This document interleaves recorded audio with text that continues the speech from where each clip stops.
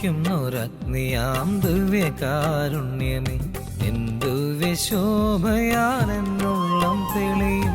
ജ്വലിക്കുന്നൊരഗ്നിയാം ദിവ്യകാരുണ്യമേ, എന്തുവ്യശോഭയാലെന്നുള്ളം തെളിയും.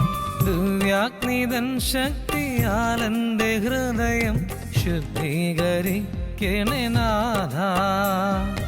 ദിവ്യാഗ്നിതൻ ശക്തിയാലെന്റെ ഹൃദയം ശുദ്ധീകരിക്കണേ നാഥ. ദിവ്യകാരുണ്യനാഥ, ജ്വലിക്കുന്നൊരഗ്നിയാം ദിവ്യകാരുണ്യമേ, നിൻ ദിവ്യശോഭയാലെന്നുള്ളം തെളിയും.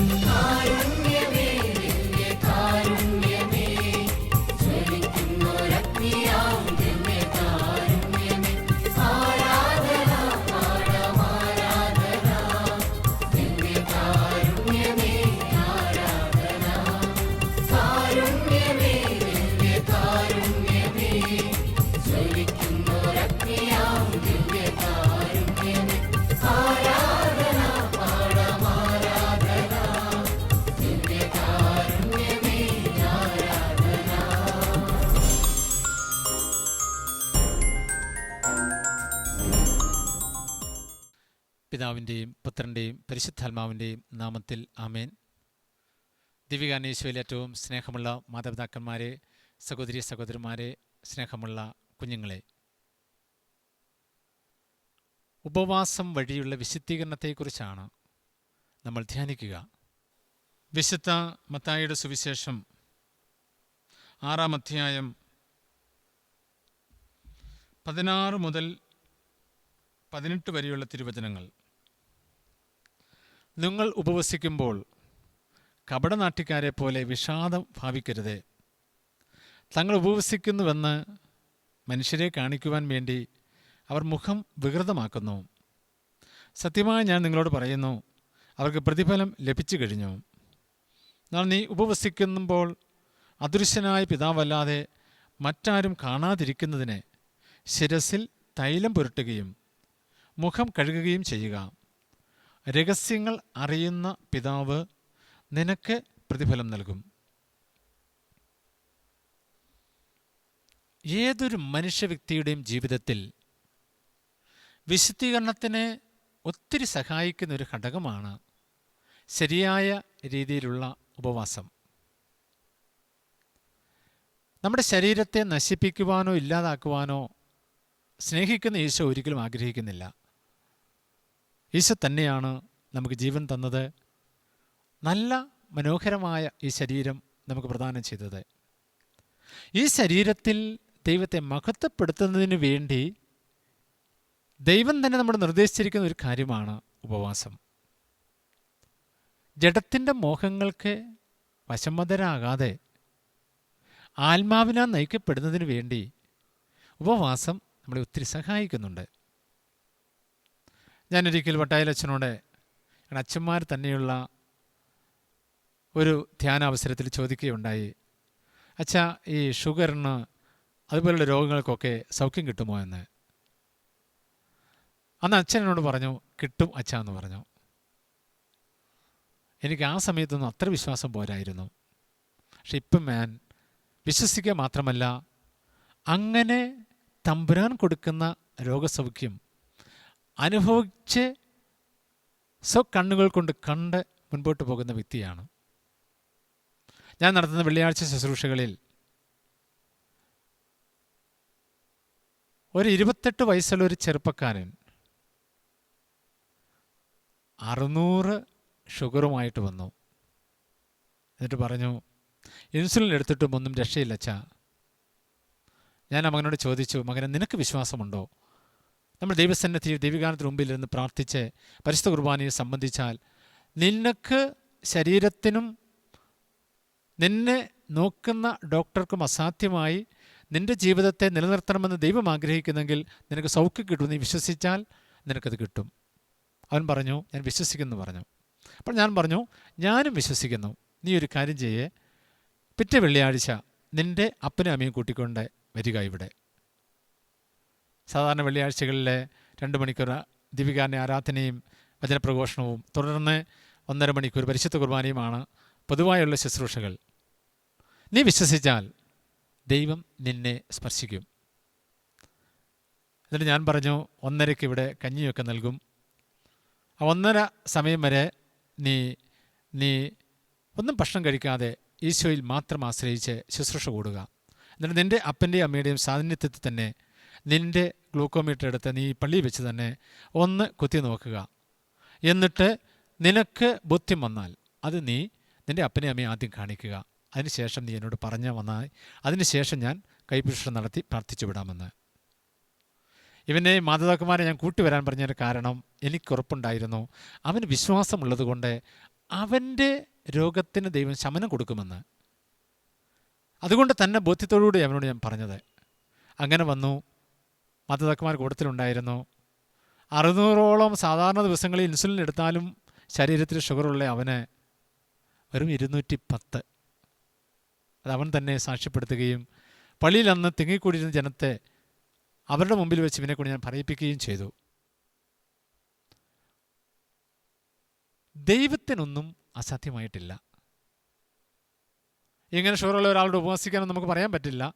അത് ദൈവം ആഗ്രഹിക്കുന്ന പോലെ പോകാവൂ. നമുക്കറിയാം കത്തോലിക്ക സഭ എപ്പോഴും ഡോക്ടേഴ്സും ദൈവം ഡോക്ടേഴ്സിലൂടെ കൊടുക്കുന്ന കഴിവുകളുമൊക്കെ ഉപയോഗിക്കാൻ പഠിപ്പിക്കുന്നവരാണ്. അല്ലാതെ പ്രാർത്ഥന കൊണ്ട് മാത്രമല്ല രോഗസൗഖ്യം ഉണ്ടാകേണ്ടത്. പ്രാർത്ഥന വഴി രോഗസൗഖ്യം ദൈവം ഡോക്ടേഴ്സിൻ്റെ കൈവിരുത് തീർന്നു കഴിയുമ്പോൾ ദൈവം നൽകിയെന്ന് വരും. അത് തീർന്നൊരവസ്ഥയിലായിരുന്നു ഈ 28 വയസ്സുള്ളായിരുന്ന ഈ മകൻ. കാരണം അവൻ 600 ഷുഗർ, എത്ര ഇൻസുലിൻ കുത്തിയാലും. പക്ഷെ ദൈവം ഇടപെട്ടപ്പോൾ 210. ഞാൻ പറഞ്ഞു വന്നത്, ഉപവാസം ദൈവത്തോട് ഒത്തുള്ളതാണെങ്കിൽ, ദൈവഹിതത്തോട് ചേർന്നുള്ളതാണെങ്കിൽ അതിന് 100 ഇരട്ടി ഫലമാണ്. അതിന് 100 ഇരട്ടി ഫലമാണ്. ഷുഗറുള്ള വ്യക്തിയാണ് ഞാനും. ഒരാഴ്ചയിൽ 7 ദിവസമുണ്ടെങ്കിൽ ഒരു നേരം മാത്രം ഭക്ഷണം വേണ്ടെന്ന് വെക്കുന്ന വെള്ളിയാഴ്ച ദിവസങ്ങളിൽ രാവിലെ മുതൽ വൈകിട്ട് വരെ എൻ്റെ ഷുഗർ നോർമലാണ്. എന്നാൽ മരുന്നും കഴിച്ച് ഭക്ഷണവും കഴിച്ച് മുൻപോട്ട് പോകുന്ന മറ്റു ദിവസങ്ങളിലൊക്കെ കയറി ഇറങ്ങി കിടക്കും. അധികമൊന്നും തമ്പുരാൻ വരുത്താറില്ലെങ്കിലും മരുന്ന് കഴിക്കുന്നുണ്ട്. പക്ഷേ ഈ വെള്ളിയാഴ്ച ദിവസങ്ങളിൽ എന്തുകൊണ്ട് എനിക്ക് എൻ്റെ ഷുഗർ നോർമലായിട്ട് നിൽക്കുന്നു? ഒരു നേരം ഉപവസിച്ചിട്ടും എൻ്റെ ശരീരം എന്തുകൊണ്ട് ബലഹീനമാകാതെ ശക്തിയോടെ നിൽക്കുന്നു? അതിന് ഉത്തരം ഒന്ന് മാത്രമേ ഉള്ളൂ. ദൈവികാരൻ്റെ നാഥൻ എന്നിൽ ചൊരിയുന്ന ശക്തി. കാരണം അവൻ എന്നെ ഉപയോഗിക്കുന്നുണ്ട്. മറ്റ് പല മക്കൾക്കും അനുഗ്രഹങ്ങൾ കൊടുക്കുവാൻ, അവരെ സുഖപ്പെടുത്തി കർത്താവിൻ്റെ നാമത്തിൽ അയക്കുവാൻ, അവർക്ക് വേണ്ടി കർത്താവിൻ്റെ നാമത്തിൽ അത്ഭുതങ്ങളും അടയാളങ്ങളും ചെയ്യുവാൻ. ഓരോ വെള്ളിയാഴ്ചകളും കിട്ടിപ്പോകുന്ന അനുഗ്രഹങ്ങൾ വായിച്ചു തീർക്കണമെങ്കിൽ ഞാൻ പറയും എൻ്റെ ആയുഷ്കാലം തികയില്ല. എന്നെപ്പോലും അതിശയിപ്പിക്കുന്നതാണ് രോഗസൗഖ്യങ്ങൾ മാത്രമല്ല, ശാരീരിക അസ്വസ്ഥതകൾ മാത്രമല്ല, ചില മനുഷ്യരുടെ ബലഹീനതകളിൽ നിന്നും അവരെ ദൈവം കരകയറ്റി വിടുമ്പോൾ അവരെക്കാൾ ഉപരിയായി സന്തോഷം കൊണ്ട് എൻ്റെ കണ്ണാണ് നിറയാറുള്ളത്. കാരണം എൻ്റെ ദൈവം നമ്മുടെ എല്ലാ മക്കളെയും സ്നേഹിക്കുന്നു, എന്നെയും സ്നേഹിക്കുന്നു. ഓരോ മക്കൾക്കും ദൈവത്തിൻ്റെ അനുഗ്രഹം പകർന്നു കൊടുക്കുമ്പോൾ എൻ്റെ ഉള്ളിൻ്റെ ഉള്ളിൽ അവർക്കത് കിട്ടുമെന്നുള്ള ബോധ്യമുണ്ട്. ഞാൻ വിശ്വസിക്കും ആദ്യം എൻ്റെ ദൈവത്തിന് അവർ കൊടുക്കാൻ സാധിക്കും. ഞാൻ ഓർമ്മിക്കുന്ന ഒരു സംഭവം, ഒരിക്കൽ ഒരമ്മച്ചി വന്ന് ദയനീയമായിട്ട് എൻ്റെ കൈശുശ്രൂഷയുടെ സമയത്ത് തന്നെ കണ്ണീരൊഴുക്കുകയാണ്. എന്നിട്ട് പറയുകയാണ്, അച്ഛാ, എന്നെ ഈശോ അനുഗ്രഹിക്കുമോ? ഈ അമ്മച്ചിയുടെ കണ്ണിൽ നിന്നും കണ്ണീരൊഴുകുകയാണ്. അമ്മച്ചിക്ക് ഒറ്റ കാര്യമേ ഉള്ളൂ, അമ്മച്ചിയുടെ മകൻ ഉദ്യോഗസ്ഥനായിട്ടും വിവാഹം നടക്കുന്നില്ല. അമ്മ ചോദിക്കുകയാണ്, എൻ്റെ കാര്യം ഈശോ സാധിച്ചു തരുമോ എന്ന്. ഞാൻ ഈ അമ്മച്ചി മാത്രം അടുത്തുള്ളൂ. അമ്മച്ചിക്ക് വേണ്ടി നോക്കുമ്പോൾ കണ്ണിൽ നിന്നും വെള്ളം ധാരധാരയായി ഒഴുകുന്നു. ഞാനും ഉടനെ എൻ്റെ ഹൃദയവും ഈശോയിലേക്കൊന്ന് ഉയർത്തി, ഈശോയെ കണ്ടോ, നമുക്ക് രണ്ടുപേർക്കും മധ്യേ ഈ അമ്മച്ചി നിൽക്കുന്നു കണ്ണീരൊഴുക്കിക്കൊണ്ട്. ഈ അമ്മച്ചി ചോദിക്കുന്നു, ഈശോ എൻ്റെ കാര്യം സാധിച്ചു തരുമോ എന്ന്. വിശ്വസിച്ച് ഞാൻ കിട്ടുമെന്ന് പറഞ്ഞു. ഉറപ്പായി പ്രാർത്ഥിച്ചു വിട്ടു. പിറ്റേ വെള്ളിയാഴ്ച തന്നെ വന്ന് പറഞ്ഞു, അച്ഛാ, കല്യാണം ഉറപ്പിച്ചു. കണ്ണീരൊടുക്കിയ അമ്മച്ചിയോട് ഒരുപക്ഷെ അര ദിവസം മുഴുവനും ഉപവസിച്ച് പ്രാർത്ഥിച്ച് ദേവാലയത്തിൽ വന്ന് ശുശ്രൂഷ നേടുവാൻ തയ്യാറായി മകന് വേണ്ടി വന്ന ഈ അമ്മച്ചിയുടെ കണ്ണീര് കണ്ടപ്പോൾ എൻ്റെ തമ്പുരാനോട് ഞാൻ പറഞ്ഞു, തമ്പുരാനെ കണ്ടില്ലേ ഈ കണ്ണീര്, കൊടുക്കില്ലേ? അവൻ കൊടുത്തു. ഇതാണ് ഉപവാസം വഴിയുള്ള ഫലസിദ്ധി. ഞാൻ പറഞ്ഞല്ലോ, എൻ്റെ രോഗത്തിന് മറ്റ്6 ദിവസങ്ങളിലും വലിയ കയറ്റിയിറക്കങ്ങളുണ്ടെങ്കിൽ വെള്ളിയാഴ്ച സുസ്ഥിതിയോടെ എനിക്ക് മുമ്പോട്ട് പോകാൻ സാധിക്കും. പക്ഷെ ഞാൻ ശ്രദ്ധിക്കാറുണ്ട്, പക്ഷെ ദൈവത്തിൻ്റെ സ്നേഹം അനുഭവിക്കുവാൻ നമുക്കൊക്കെ ഇടയാകുന്നതാണ് ഓരോ ദൈവികാരുണ്യത്തിലും. ഈശോ പറയുന്നു തിരുവചനത്തിലൂടെ, മത്തായിയുടെ സുവിശേഷം നമ്മൾ ഉപവാസത്തെക്കുറിച്ച് ഈശോയുടെ പ്രബോധനം നമ്മൾ ശ്രവിച്ചല്ലോ. 6-ാം അധ്യായം 18-ാം തിരുവചനം ഒരിക്കൽ കൂടി നമ്മൾ ധ്യാനിക്കുന്നു. അദൃശ്യനായ പിതാവല്ലാതെ മറ്റാരും കാണാതിരിക്കുന്നതിന് നിന്റെ ശിരസിൽ നീ തൈലം പൂശുകയും മുഖം കഴുകുകയും ചെയ്യുക. രഹസ്യങ്ങൾ അറിയുന്ന പിതാവ് നിനക്ക് പ്രതിഫലം നൽകും. രഹസ്യങ്ങൾ അറിയുന്ന പിതാവ് നിനക്ക് പ്രതിഫലം നൽകും. നമ്മുടെ എല്ലാ രഹസ്യങ്ങളും എല്ലാവരോടും പറയാൻ പറ്റുമോ? നമ്മുടെ എല്ലാ ദുഃഖങ്ങളും എല്ലാവരോടും പറയാൻ പറ്റുമോ? അങ്ങനെയൊക്കെ പറഞ്ഞാൽ അവർ നമ്മളെ കൊച്ചാക്കും, ഇല്ലാതാക്കും. പിന്നെ അവരത് വെച്ച് ചിന്തിച്ചുകൊണ്ടിരിക്കും. പക്ഷെ നമുക്ക് ഈ ഹൃദയ രഹസ്യങ്ങൾ പൂർണ്ണതയിൽ പങ്കുവയ്ക്കാൻ നമ്മുടെ കർത്താവിശ്വസിയെ മാത്രമാണുള്ളത്. അവൻ്റെ വിശ്വാസം, അവനിലുള്ള വിശ്വാസം നമുക്ക് രൂഢമൂലമായാൽ, ആഴപ്പെട്ടാൽ പിന്നെ ഒന്നും ഭയപ്പെടേണ്ട കാര്യമൊന്നുമില്ല. എന്നിട്ട് ഒരിക്കലും പ്രാർത്ഥന മാത്രം മതിയെന്ന് നമ്മൾ ആരും കണക്കുകൂട്ടരുത് കേട്ടോ. പ്രാർത്ഥന ദൈവിക ശക്തിയാണ്. ഉപവാസം അതിനെ ബലപ്പെടുത്തുന്ന കണ്ണിയാണ്.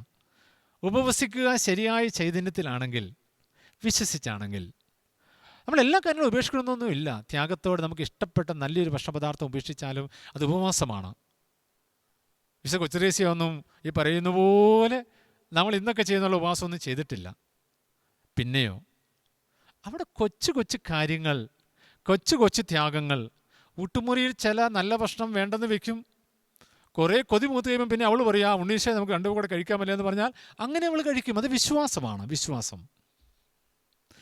നമ്മുടെ ദൈവം നമ്മളെ ഒരിക്കലും പീഡിപ്പിക്കാനോ ദുഃഖിപ്പിക്കാനോ ശരീരത്തിന് ബലക്ഷയം നൽകാനോ ഒന്നും ദൈവം ആഗ്രഹിക്കുകയില്ല. എന്നാൽ അതിൻ്റെ അന്തസ്സത്തെ കൈവിടരുത്. ചിലരൊക്കെ പറയാറുള്ളൂ, എന്നത്തിന് ഉപവാസം, എന്തിനു ഉപവസിക്കുന്നു, അതൊന്നും തമ്പുരാൻ ആഗ്രഹിക്കുന്നില്ല. ചിലപ്പം ചിലർ പറയാം, രോഗികളല്ലേ, എന്നാ വേണ്ട ഉപവസിക്കേണ്ട കാര്യമൊന്നുമില്ല.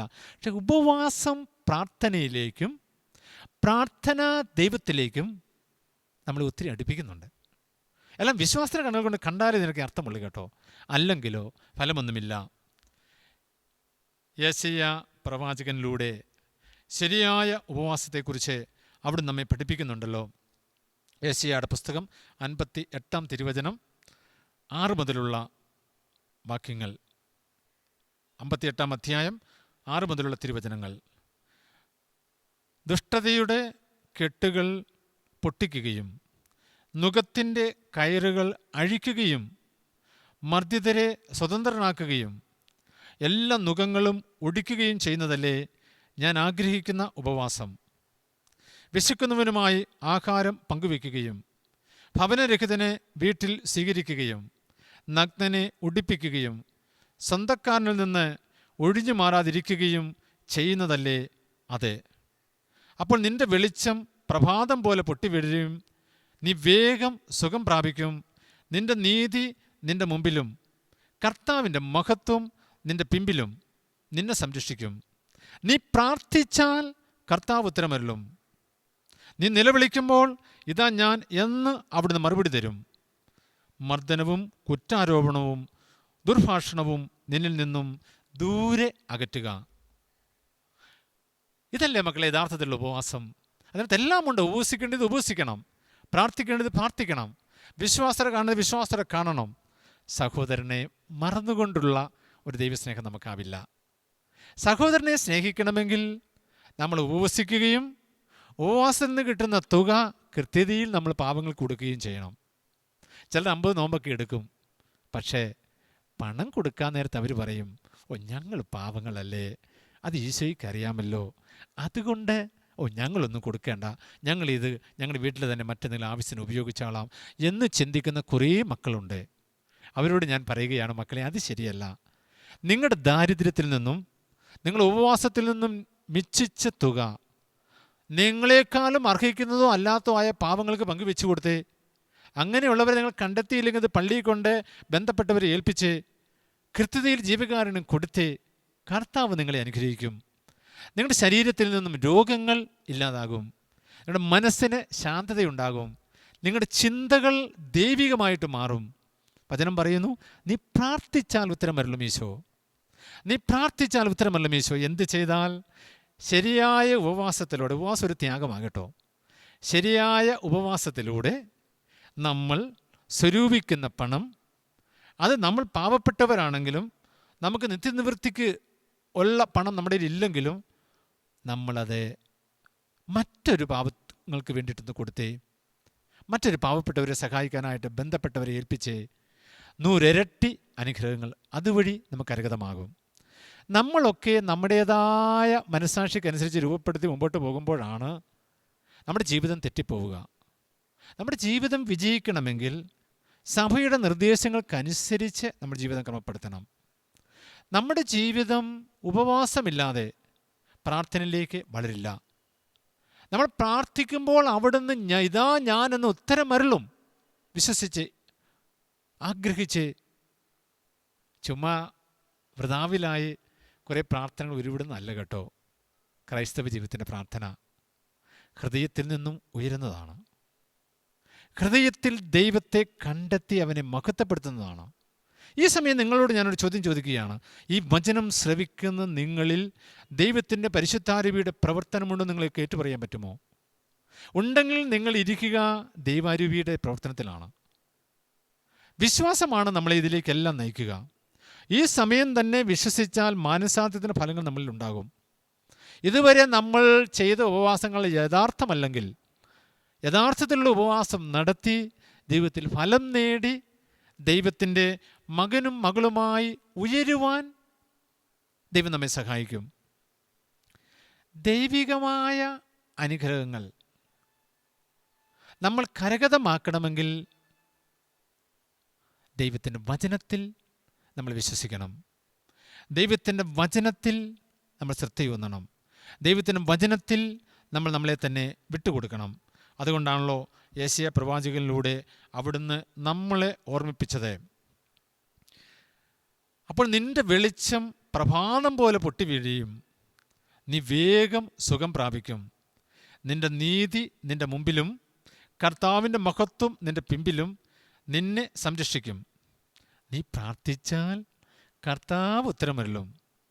നീ നിലവിളിക്കുമ്പോൾ ഇതാ ഞാൻ എന്ന് അവിടുന്ന് മറുപടി തരും. ഇതിൽ കൂടുതൽ കർത്താവ് എന്താണ് നമുക്ക് വാഗ്ദാനം നൽകേണ്ടത്? ഇതിൽ കൂടുതൽ എന്താണ് കർത്താവ് നമുക്ക് പ്രത്യാശ നൽകേണ്ടത്? ഇതിൽ കൂടുതൽ എന്താണ് അവിടുന്ന് നമ്മളെ സ്നേഹിച്ചുകൊണ്ട് തൻ്റെ അതിരത്തിലൂടെ സംസാരിക്കേണ്ടത്? ഓ ദിവികാരൻ്റെ നാഥ, നിൻ്റെ വചനത്തിൻ്റെ പൊരുളൊന്നും ധ്യാനിച്ചാൽ ഞങ്ങളുടെ ജീവിതത്തിൽ മാറ്റമായി, ഞങ്ങളുടെ ജീവിതത്തിൽ പുതുജീവിതമായി. ഞങ്ങൾ പ്രാർത്ഥിക്കുമ്പോൾ നീ ഉത്തരമരുളുമെന്ന് വചനത്തിലൂടെ നീ പറഞ്ഞെങ്കിൽ ഈ സമയം, ഈ നിമിഷം, ഈ ആരാധനയുടെ സമയത്ത് അങ്ങ് അനേക ലക്ഷം മക്കളിലേക്ക് പ്രാർത്ഥനയ്ക്ക് ഉത്തരമായി, രോഗത്തിന് സൗഖ്യമായി, വിടുതലായി, സമാധാനമായി, സന്തോഷമായി കടന്നു വരണമേ. മക്കളെ, ഉള്ളു തുറന്ന് ദൈവത്തെ വിളിച്ചോണം. ഈ ആരാധനയുടെ സമയത്ത് ദൈവം നിങ്ങളുടെ അടുത്തൂടെ കടന്നു വന്ന് നിങ്ങളെ ആശ്വസിപ്പിച്ച് ദൈവത്തിൻ്റെ മകനും മകളുമാക്കും. പിതാവിൻ്റെയും പുത്രൻ്റെയും പരിശുദ്ധാത്മാവിൻ്റെയും നാമത്തിൽ ആമേൻ.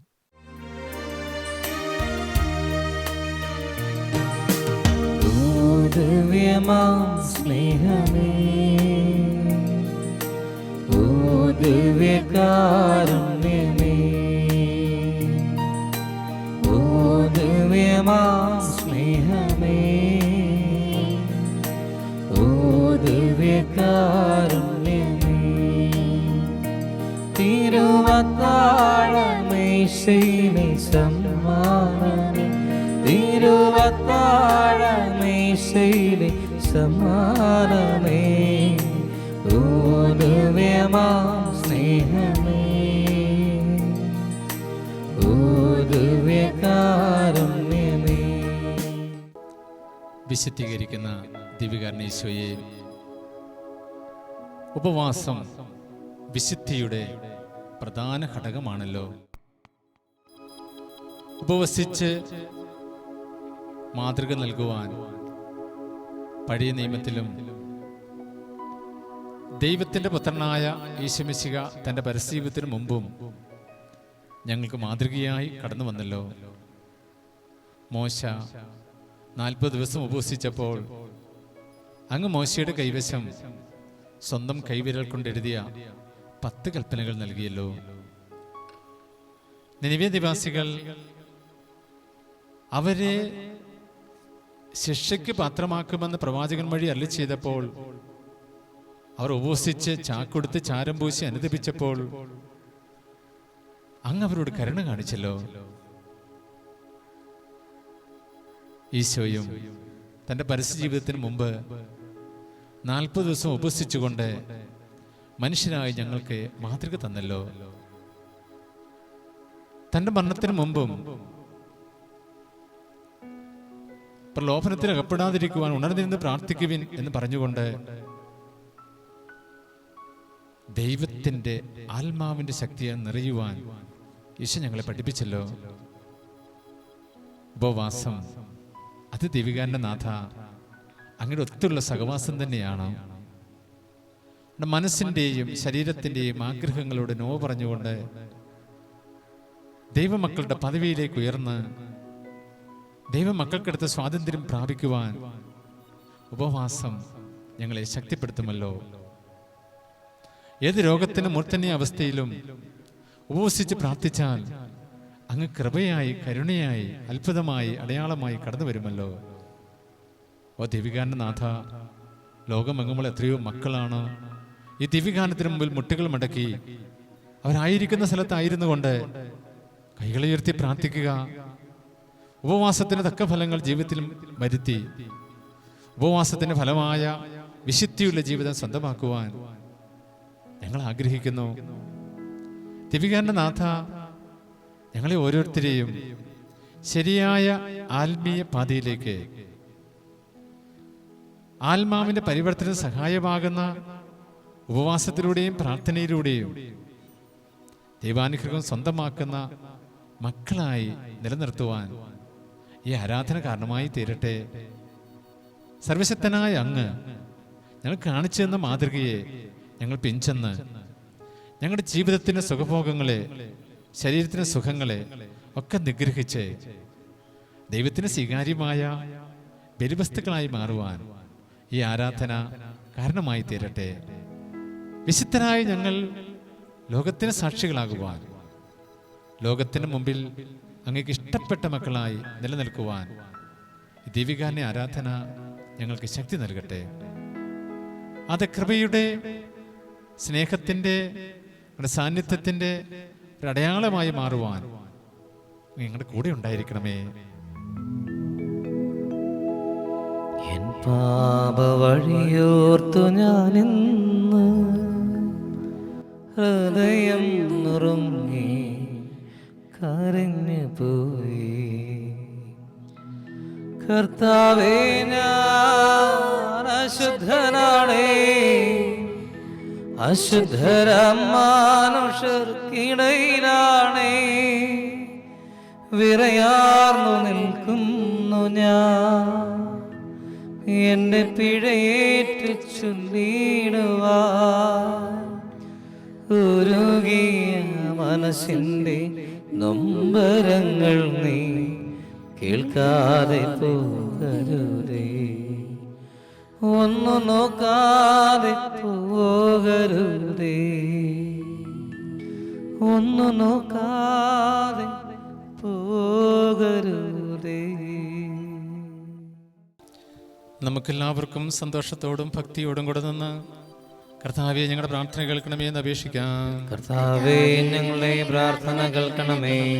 ഞങ്ങളുടെ മാതാവായ തിരുസഭയെ സംരക്ഷിക്കണമെന്നും വിവിധ രാജ്യങ്ങളിൽ മർദ്ദനമനുഭവിക്കുന്ന സഹോദരരെ ആശ്വസിപ്പിക്കണമെന്നും ഞങ്ങൾ പ്രാർത്ഥിക്കുന്നു. കർത്താവേ, ഞങ്ങളുടെ പ്രാർത്ഥന കേൾക്കണമേ. തിരുസഭയുടെ ദിവനായ ഫ്രാൻസിസ് പാപ്പായ്ക്ക് വേണ്ടിയും സഭയുടെ തലവനും പിതാവുമായ മേജർ ആർച്ച് ബിഷപ്പ്മാർ ജോർജ് മെത്രാപ്പൊലീത്തായ്ക്ക് വേണ്ടിയും അതിരൂപതാധ്യക്ഷനായ യോസേഫ് മെത്രാപ്പൊലീത്തായ്ക്ക് വേണ്ടിയും അവിടെ സഹപ്രവർത്തകർക്ക് വേണ്ടിയും ഞങ്ങൾ പ്രാർത്ഥിക്കുന്നു. കർത്താവേ, ഞങ്ങളുടെ പ്രാർത്ഥന കേൾക്കണമേ. ഞങ്ങളുടെ നാടിനെയും നഗരത്തെയും ഞങ്ങളുടെ അതിരൂപതയെയും ഇടവകയെയും ഇതിലെല്ലാ സ്ഥാപനങ്ങളെയും കുടുംബങ്ങളെയും പ്രത്യേകിച്ച് വിവിധ നിയോഗങ്ങൾ ആഗ്രഹങ്ങളുമായി ആരാധനയെ സമീപിക്കുന്ന എല്ലാ മക്കളെയും ആശീർവദിച്ച് അനുഗ്രഹിക്കണമെന്ന് ഞങ്ങൾ പ്രാർത്ഥിക്കുന്നു. കർത്താവേ, ഞങ്ങളുടെ പ്രാർത്ഥന കേൾക്കണമേ. വിശുദ്ധരായ വൈദികരെയും തീഷ്ണതയുള്ള സന്യാസിനെയും സന്യാസികളെയും ചൈതന്യം നിറഞ്ഞ ആത്മായ പ്രേക്ഷിതരെയും തിരുസഭയ്ക്ക് പ്രദാനം ചെയ്യണമെന്ന് ഞങ്ങൾ പ്രാർത്ഥിക്കുന്നു. കർത്താവേ, ഞങ്ങളുടെ പ്രാർത്ഥന കേൾക്കണമേ. രോഗികൾക്ക് സുഖവും ആസന്നമന്നർക്ക് സമാധാനവും ശുദ്ധിനസ്ഥിതിയിലെ ആത്മാക്കൾക്ക് മോചനവും നൽകണമെന്ന് ഞങ്ങൾ പ്രാർത്ഥിക്കുന്നു. കർത്താവേ, ഞങ്ങളുടെ പ്രാർത്ഥന കേൾക്കണമേ. കുടുംബങ്ങളിൽ സമാധാനം പുലർത്തണമെന്നും യുവതീവാക്കന്മാരെ വിശുദ്ധരായി പരിപാലിക്കണമെന്നും ഞങ്ങൾ പ്രാർത്ഥിക്കുന്നു. കർത്താവേ, ഞങ്ങളുടെ പ്രാർത്ഥന കേൾക്കണമേ. പ്രാർത്ഥിക്കാം. ലോകാവസാനം വരെ മനുഷ്യരുടെ ജീവിക്കുവാൻ വേണ്ടി പരിശുദ്ധ കുർബാന സ്ഥാപിച്ച പരമകാർണികനായ കർത്താവേ, ഈ ബലിപീഠത്തിൽ എഴുന്നള്ളിയിരിക്കുന്ന അങ്ങേ ഞങ്ങൾ ആരാധിക്കുകയും സ്തുതിക്കുകയും ചെയ്യുന്നു. അങ്ങ് ഞങ്ങൾക്ക് നൽകിയിട്ടുള്ള സഹായങ്ങൾക്കും അനുഗ്രഹങ്ങൾക്കുമായി ഞങ്ങൾ അങ്ങയോട് നന്ദി പറയുന്നു. പാവങ്ങളെക്കുറിച്ച് പശ്ചാത്തപിക്കുവാനും അവയ്ക്ക് പരിഹാരം ചെയ്യുവാനും ഞങ്ങളെ സഹായിക്കണമേ. പരിശുദ്ധ കുർബാന എഴുന്നള്ളിയിരിക്കുന്ന യേശോ, കാരുണ്യപൂർവ്വം ഞങ്ങളെ ആശീർവദിക്കണമേ. സകലത്തിൻ്റെയും നാഥ എന്നേക്കും. ആമേൻ.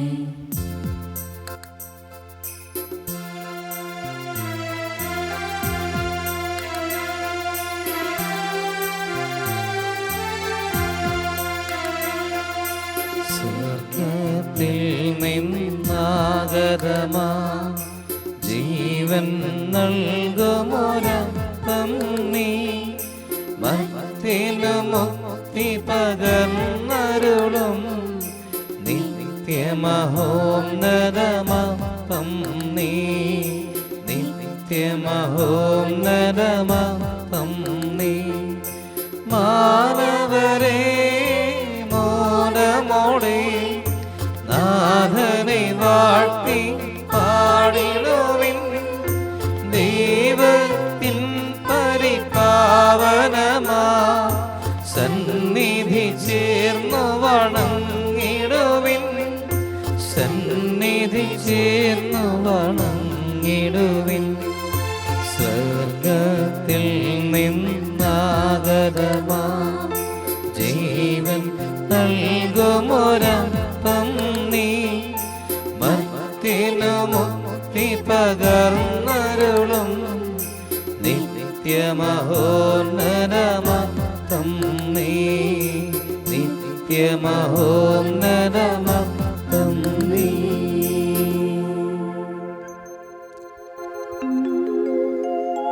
പരിശുദ്ധ ശരീരത്താലും വിലയേറിയ രക്തത്താലും പാപത്തിൻ കറകളിൽ നിന്നും മർത്യനു നീ മോചനമേകി. സകലേശാനുവേ കടാക്ഷം തൂഗണമേ വത്സല സുതരിൽ, നിർമ്മലരായി ജീവിച്ചിടുവാൻ ചിന്തണമേ ദിവ്യവരങ്ങൾ.